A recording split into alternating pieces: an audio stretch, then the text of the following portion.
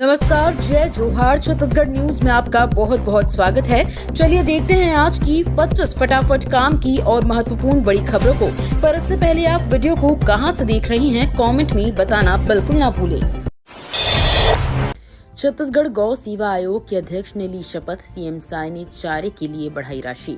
राज्य गौ सेवा आयोग के अध्यक्ष का पदभार ग्रहण समारोह में रायपुर के पंडित दीनदयाल ऑडिटोरियम में आयोजित हुआ। इस कार्यक्रम में मुख्यमंत्री विष्णुदेव साय की उपस्थिति में विशेष सिंह पटेल ने गौ सेवा आयोग के अध्यक्ष पद की शपथ ली। अपने संबोधन में मुख्यमंत्री ने कहा कि राज्य में 125 गौशालाएं हैं, जहां पहले प्रत्येक गाय को चारे के लिए 25 रुपए मिलते थे। अब इसे बढ़ाकर 35 रुपए प्रति मवेशी किया जाएगा। उन्होंने ये भी कहा कि छत्तीसगढ़ में गोवंश का लगातार विकास होगा। आत्मसमर्पित नक्सलियों को मिलेगा आवास, छत्तीसगढ़ सरकार ने उठाया बड़ा कदम। मुख्यमंत्री विष्णुदेव साय ने आत्मसमर्पित नक्सलियों और नक्सल पीड़ित परिवारों के पुनर्वास के लिए एक ऐतिहासिक कदम उठाया है। उनकी पहल पर केंद्र सरकार ने प्रधानमंत्री ग्रामीण आवास योजना के तहत 15,000 आवासों की स्वीकृति प्रदान की है। इस योजना का उद्देश्य नक्सल प्रभावित क्षेत्रों में रह रहे इन परिवारों को मुख्य धारा में लाना है। मुख्यमंत्री विष्णुदेव साय ने कहा कि ये पहल केवल आवास प्रदान करने तक सीमित नहीं है, बल्कि ये इन परिवारों के लिए सम्मान और सुरक्षा का प्रतीक है। गृह मंत्री अमित शाह 13 दिसंबर को आएंगे छत्तीसगढ़। केंद्रीय गृह मंत्री अमित शाह 13 दिसंबर को 2 दिवसीय दौरे पर छत्तीसगढ़ आएंगे। इस बीच वो आयोजित बस्तर ओलंपिक के समापन कार्यक्रम में शामिल होंगे। इसके साथ गृह मंत्री शाह बस्तर में आयोजित किए गए एंटी नक्सल अभियान की भी समीक्षा करेंगे। वहीं अमित शाह के दौरे को मद्देनजर रखते हुए विभाग की तरफ से तैयारियां शुरू कर दी गई हैं। इस कड़ी में पीसीसी अध्यक्ष दीपक बैज ने अमित शाह से कुछ सवाल पूछे हैं। जीएसटी की बैठक में छत्तीसगढ़ के वित्त मंत्री ओपी चौधरी ने दिल्ली में रखे अहम सुझाव। नई दिल्ली के मध्य प्रदेश भवन में आयोजित जीएसटी परिषद की बैठक में वस्तु एवं सेवा कर के तहत क्षतिपूर्ति उपकर के भविष्य पर गहन चर्चा की गई। इसमें छत्तीसगढ़ के वित्त मंत्री ओपी चौधरी ने कई अहम सुझाव रखे जो भविष्य में कारगर कदम साबित होंगे। ये समूह जीएसटी प्रणाली को और अधिक सुदृढ़ और पारदर्शी बनाने के लिए सुझाव देगा। जीएसटी परिषद जो देश में अप्रत्यक्ष कराधान के समन्वय और एक रूपता के लिए जिम्मेदार संवैधानिक निकाय है जो इस मामले में अंतिम निर्णय लेगी। छत्तीसगढ़ सरकार ने केंद्र को भेजा प्रस्ताव, आने वाले समय में ट्रेन से भी जल्दी सड़क मार्ग से रायपुर से मुंबई पहुंच जाएंगे। ये संभव होगा समृद्धि महामार्ग के विस्तार से।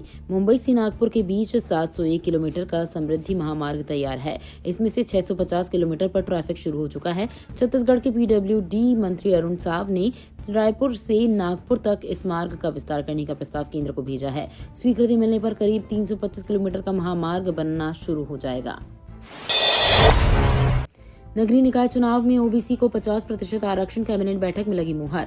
शायद सरकार की कैबिनेट महानदी भवन मंत्रालय रायपुर में हुई, जिसमें कई महत्वपूर्ण फैसले लिए गए। अब नगरीय निकाय चुनाव में जनता महापौर और अध्यक्ष चुनेगी। वहीं निकाय चुनाव में ओबीसी समाज को 50% आरक्षण देने का फैसला भी लिया गया है। स्थानीय निकायों में आरक्षण की एकमुश्त सीमा 25% को शिथिल किया गया है एवं अन्य पिछड़ा वर्ग की संख्या के अनुपात में 50% आरक्षण की अधिकतम सीमा तक आरक्षण के प्रावधान की स्वीकृति पिछड़ा वर्ग कल्याण आयोग की अनुशंसा के अनुसार दी गई है। बिलासपुर में नाइट लैंडिंग और जगदलपुर में एयर स्ट्रिप का होगा काम, 23 करोड़ रुपए जारी। छत्तीसगढ़ के बड़े शहरों के एयरपोर्ट डेवलप किए जाएंगे। इनमें air strip, plane parking area, airport पर लाइटिंग सिस्टम को विकसित किया जाएगा। इन कामों के लिए छत्तीसगढ़ सरकार ने 23.64 करोड़ रुपए जारी किए हैं। एयरपोर्ट डेवलपमेंट के ये प्रोजेक्ट बिलासपुर, जगदलपुर, अंबिकापुर में शुरू होंगे। वित्त विभाग से मिली इस स्वीकृति पर मुख्यमंत्री ने कहा कि इससे एयरपोर्ट के इंफ्रास्ट्रक्चर और सुरक्षा से संबंधित कार्य किए जाएंगे। राज्य के एयरपोर्ट का अपग्रेड और डेवलप हो सकेगा।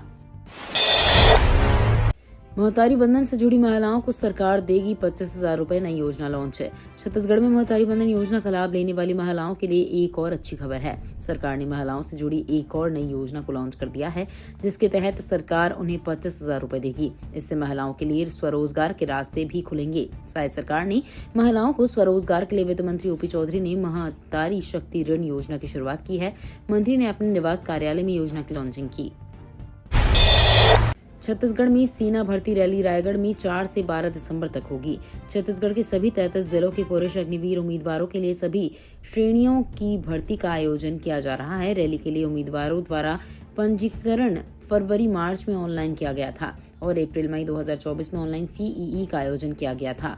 ऑनलाइन सीईई का रिजल्ट मई जून 2024 में घोषित किया गया था और शॉर्ट लिस्ट किए गए उम्मीदवारों को ईमेल के माध्यम से सूचित किया गया। छत्तीसगढ़ में जनता चुनेगी महापौर, साय कैबिनेट में भूपेश सरकार का बनाया नियम। छत्तीसगढ़ सरकार ने नगरीय निकायों के चुनावों में बड़ा बदलाव करने का निर्णय लिया है। कैबिनेट की बैठक में निर्णय लिया गया कि प्रदेश के नगर पालिका निगमों के महापौर और नगर पालिकाओं के अध्यक्ष का निर्वाचन अप्रत्यक्ष रूप से कराया जाएगा। इसके लिए छत्तीसगढ़ नगर पालिका निगम अधिनियम 1956 अध्यादेश 2024 और छत्तीसगढ़ नगर पालिका अधिनियम 1961 अध्यादेश 2024 में आवश्यक संशोधन किए जाएंगे। बेरोजगार युवाओं के पास नौकरी पाने का मौका, इन 930 पदों पर होगी भर्ती। कबीरधाम जिले के युवाओं को निजी क्षेत्रों में रोजगार का अवसर देने के उद्देश्य से जिला रोजगार कार्यालय परिसर में प्लेसमेंट कैंप लगेगा। दिसंबर 2024 को क्वीस क्रॉप लिमिटेड रायपुर द्वारा पद असेंबली ऑपरेटर, प्रोडक्शन ट्रेनी व विजुअल इंस्पेक्शन के 900 पदों के लिए भर्ती किया जाना है।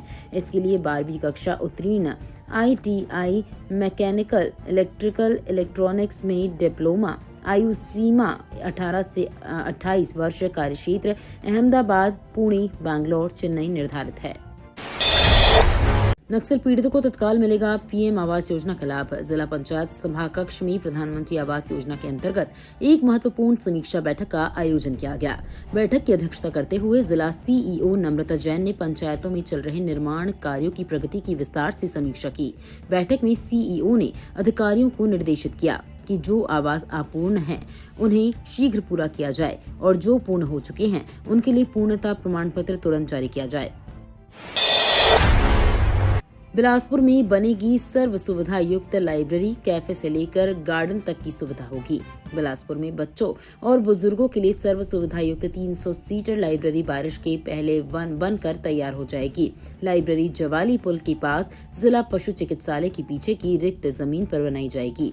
वहां कैफे की सुविधा होगी, साथ ही एक बड़ा गार्डन होगा। बिलासपुर स्मार्ट सिटी लिमिटेड की मैनेजर SP साहू ने दैनिक भास्कर को बताया कि लाइब्रेरी बिल्डिंग के निर्माण के लिए टेंडर प्रोसेस जारी है और वर्क ऑर्डर शीघ्र जारी होगा। निर्माण अवधि 4 महीने निर्धारित की गई है। छत्तीसगढ़ में बारिश से धान बचाने के लिए प्रशासन अलर्ट, कलेक्टरों को दिए गए निर्देश। चक्रवाती तूफान फिंगल के प्रभाव से संभावित बारिश के मद्देनजर छत्तीसगढ़ में धान खरीदी प्रक्रिया को सुचारू रखने और फसलों को नुकसान से बचाने के लिए प्रशासन ने कड़े कदम उठाने शुरू कर दिए हैं। राज्य में सभी जिलों के कलेक्टरों को धान को सुरक्षित रखने के लिए विशेष व्यवस्था सुनिश्चित करने के लिए निर्देश दिए गए हैं। खाद्य मंत्री श्री दयाल दास बघेल ने जानकारी दी कि राज्य में धान खरीदी अभियान 14 नवंबर से चल रहा है और अब तक 18.9 लाख मीट्रिक टन धान की खरीदी हो चुकी है। केंद्र सरकार ने पेट्रोल, डीजल और ATF से हटाया विंडफॉल टैक्स। सरकार ने तेल कंपनियों को बड़ी खुशखबरी दी है। वित्त मंत्रालय ने ATF पेट्रो क्रूड उत्पादन पर विंडफॉल टैक्स हटा दिया है। इसके अलावा पेट्रोल डीजल निर्यात पर रोड इंफ्रा से भी हटा दिया गया है। सरकार के इस फैसले के बाद तेल कंपनियों के शेयरों में तेजी देखने को मिल रही है। तेल मार्केटिंग कंपनियों को अप्रत्याशित मुनाफा होने पर सरकार की ओर से उनसे अतिरिक्त टैक्स वसूला जाता है। इसे विंडफॉल टैक्स कहते हैं। छत्तीसगढ़ में अब तक 20.54 लाख मीट्रिक टन धान की हुई खरीदी। मुख्यमंत्री विष्णुदेव साय के मार्गदर्शन में प्रदेश के किसानों से सुगमता पूर्वक धान की खरीदी की जा रही है। छत्तीसगढ़ में धान 14 नवंबर से शुरू हुए धान खरीदी का सिलसिला अनवरत रूप से जारी है। राज्य में 14 नवंबर से अब तक 20.54 लाख मीट्रिक टन धान की खरीदी हो चुकी है। राज्य में अब तक 4.36 लाख किसानों ने अपना धान बेचा है। धान खरीदी के एवज में इन किसानों को बैंक लिंकिंग व्यवस्था के तहत 4,285 करोड़ 74 लाख रुपए का भुगतान किया गया है। बिलासपुर भोपाल एक्सप्रेस 6 दिनों तक कैंसिल। रेल प्रशासन ने बिलासपुर भोपाल एवं भोपाल बिलासपुर एक्सप्रेस 6 दिनों तक कैंसिल रहने की सूचना दी है। ऐसा पश्चिम मध्य रेलवे जबलपुर रेल मंडल के पथरिया रेलवे स्टेशन में नॉन इंटरलॉकिंग कार्य के चलते किया जा रहा है। रेल प्रशासन ने यात्रियों को इस असुविधा के लिए खेद जताते हुए दावा किया कि कार्य के पूर्ण होते ही ट्रेनों की समयबद्धता और गति में तेजी आएगी। 12वीं पास दिव्यांगजनों के लिए आज को रायपुर में प्लेसमेंट कैंप। अंतर्राष्ट्रीय दिव्यांग दिवस के अवसर पर 12वीं उत्तीर्ण अस्थि बाधित दिव्यांगजनों के लिए आज को विशेष रोजगार कार्यालय पुराना पुलिस मुख्यालय परिसर सिविल लाइंस रायपुर में प्लेसमेंट कैंप का आयोजन प्रातः 11 बजे से 3 बजे तक आयोजित किया जा रहा है।